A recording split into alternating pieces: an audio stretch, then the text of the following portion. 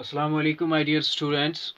आज का जो मेरा टॉपिक है इस लेक्चर का वो है नर्वस टिश्यू। क्या है? Nervous tissue. जो ये नर्वस टिश्यू है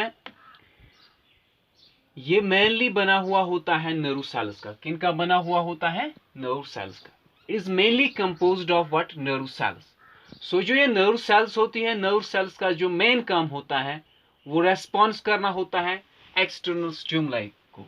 जो भी स्टिमुलस इसको बाहर से मिलेगी तो उसको इसको रेस्पॉन्स करना होता है। ठीक है, तो दैट मीन्स कि अगर for example sometimes there is an sharp instrument, कोई शार्प सा इंस्ट्रूमेंट मौजूद है, तो कभी कभार अगर हम उस पर गिर जाते हैं या थोड़ा सा हमें उससे शार्प ऐसे थोड़ा सा कट लगता है या थोड़ी सी उससे क्या होता है कि थोड़ा सा फील हमें हो जाता है, तो दैट मीन्स कि वो हमें कौन वो फीलिंग देता है, वो हमें कौन उससे हमें बचाता है, उस शार्प ऑब्जेक्ट से कट लगने से, या अगर कट भी लगेगा ज़्यादा डीप भी नहीं लग पाएगा।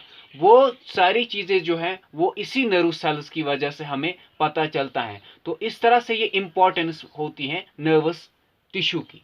जो ये नर्वस टिश्यू में नर्व सेल्स होती हैं ये रेस्पॉन्स का काम करती हैं, response to every stimuli present in the external environment. Okay, या मैंने यहाँ पे एक एग्जांपल दी है। जब हमें पता चलता है कि फायर पॉट हम लेते हैं यूजुअली विंटर्स में, तो उससे जब हम एक्सेसिव यूज करते हैं या उसमें जब ज़्यादा फायर होगा, दैट मीन्स कोयला वगैरह ज़्यादा उसमें होगा, तो उससे क्या होता है हमें हीट महसूस होती है। या सनलाइट की जो रोशनी होती है, सनलाइट होती है, सनलाइट से क्या होता है, सनलाइट से ज़्यादा हमें हीट महसूस होती है। तो ये सारी चीज़ें हमें किससे महसूस होती हैं, रेस्पॉन्स किससे हो जाता है? Because of these nerve cells, जिसको हम न्यूरॉन्स भी कहते हैं। इनको हम क्या कहते हैं? न्यूरॉन्स। तो nervous tissue is mainly composed of nerve cells that we called is neurons. जो ये न्यूरॉन्स होती हैं इनको सपोर्ट करता है सेल्स, एक स्पेशल टाइप ऑफ सेल इनकी क्या करती हैं? सपोर्ट करती हैं,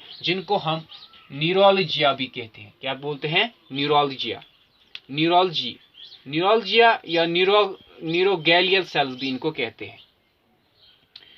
तो ये न्यूरोगैलियल सेल्स जो है, न्यूरोलॉजिया सेल्स जो होती हैं ये प्रेजेंट होती हैं कहाँ पे? जो इंटर न्यूरॉनल स्पेस होती हैं वहां पे ये न्यूरोलॉजियल सेल्स मौजूद होती हैं।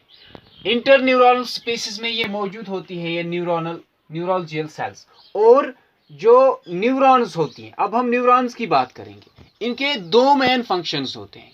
एक फंक्शन होती है, दो मेन प्रॉपर्टीज या कैरेक्टरिस्टिक्स या फंक्शंस हम बोल सकते हैं। एक तो इनका काम होता है या प्रॉपर्टी होती है that is excitability. Excitability means, जो मैंने आपको पहले ही समझाया, जो भी एक्सटर्नल स्टिमुलस होगी उसको ये रेस्पॉन्ड करती है, उस टाइम ये एक्साइट होती है।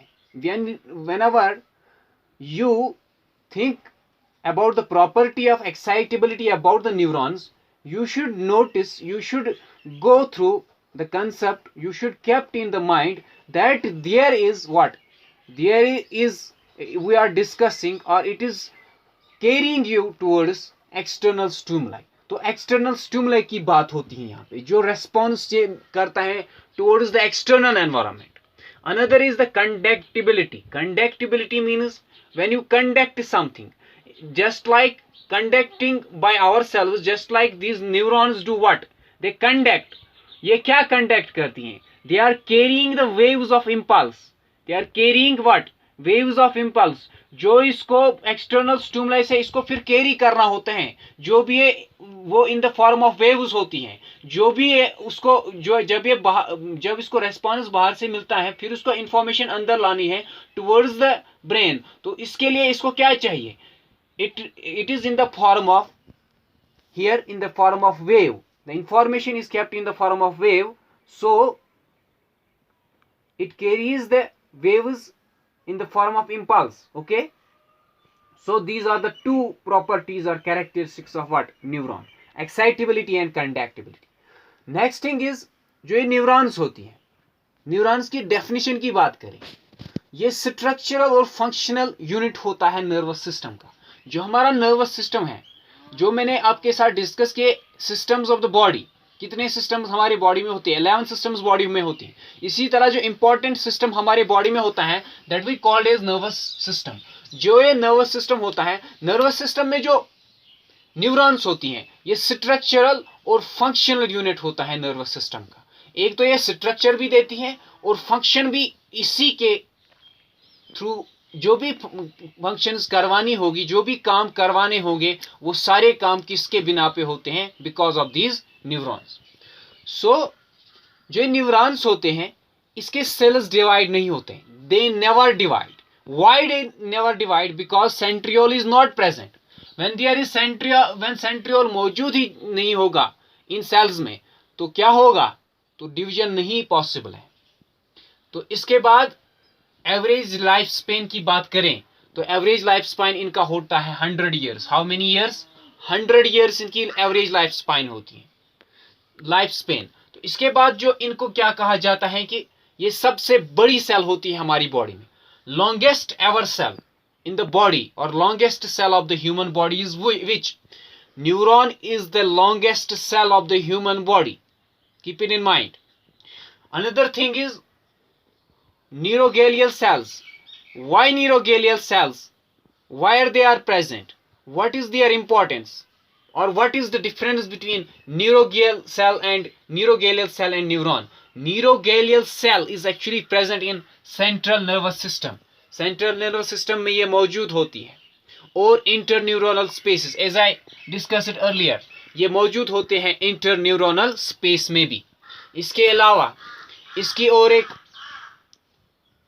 फैक्ट या इसका जो इंपॉर्टेंस है न्यूरोगेलियल सेल्स का, these are non nervous cells और non neuronal cells and they are more in number. Neurons से इनका ज्यादा खासा तादाद होता है, ज्यादा नंबर में होते हैं, ज्यादा तादाद में होते हैं। और इनमें एक इंपॉर्टेंट फंक्शन है जो they are capable of division.